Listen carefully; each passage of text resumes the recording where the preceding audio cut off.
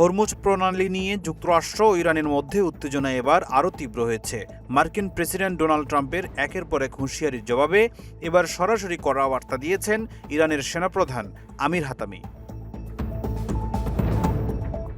12 August সামাজিক যোগাযোগ মাধ্যমে এক পোস্টে ট্রাম্প দাবি করেন হরমুজ প্রণালীর উপর যুক্তরাষ্ট্রের পূর্ণ নিয়ন্ত্রণ রয়েছে।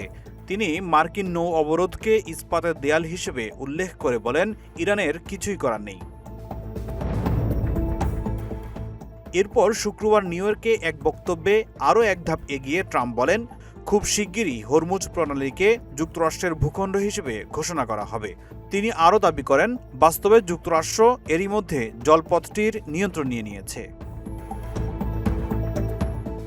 ট্রাম্পের এমন মন্তব্যের জবাবেই ক্ষোভ প্রকাশ করেন ইরানের সেনাপ্রধান আমির হাতামি। তিনি বলেন, হরমুজ প্রণালীকে যুক্তরাষ্ট্রের অংশ হিসেবে ঘোষণা করার মতো বক্তব্য সীমা ছাড়িয়ে গেছে। হাতামি বলেন, অপরাধী মার্কিন প্রেসিডেন্ট বলেছেন তিনি হরমুজ প্রণালীকে তার অপরাধের ভূমির অংশ হিসেবে ঘোষণা করতে চান।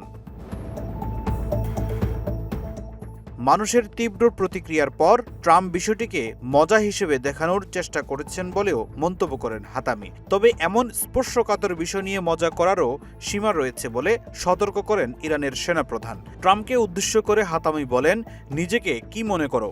এটা ইরান, এর রক্ষকও আছে। এমন কিছু করার চেষ্টা করলে তোমার পা ভেঙে দেয়া হবে। ফখরুল ইসলাম, ইত্তেফাক নিউজ।